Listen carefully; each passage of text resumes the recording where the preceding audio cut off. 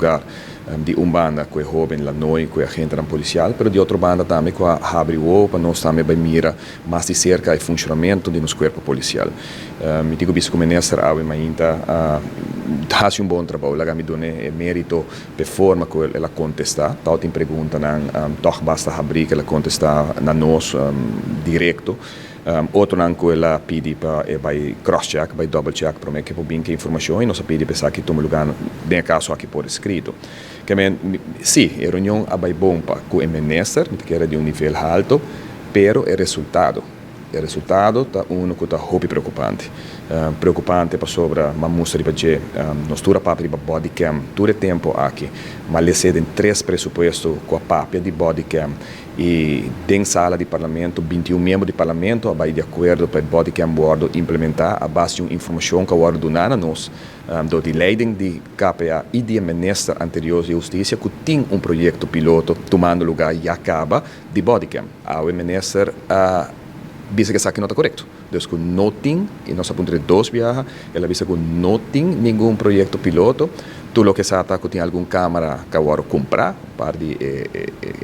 câmera aqui, body cam agora comprar, pero que não tem nenhum projeto andando no momento aqui, que está lamentável, passou se boa o mundo moderno que nós vivemos hoje é hasta uma proteção para mesmo um corpo policial, agente policial, mas mais que tudo também dá uma segurança na comunidade. Discussão de que se pôr ou não pôr, nessa mesa biseawe, den subisa praticamente não se cambia lei para aqui, e se me se cambia lei, mesmo a lei minimal, como se agora cambiar,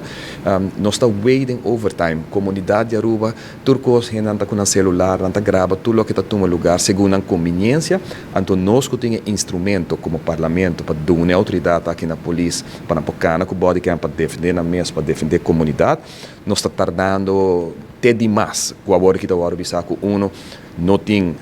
nada tomando lugar para o que está trata body cam ela está vista com dash cam um coisa que implementar amanhã mês e lamentavelmente ela vista que não passa aqui passou não tem fundo não então aqui está caminhando que nós está lamentável que a fração de PPA apresentar uma emenda de tratamento de pressuposto para pôr placa para o corpo policial netamente pequeno aqui passou 21 membros do parlamento vai de acordo com a moção para nos pôr fundo disponível e tempo aí política ruega não senão que está sostener governo novo avisa tende está dentro um programa de governação caba não vota contra a emenda não passa e a ministra boleh bisa que está fundo ministério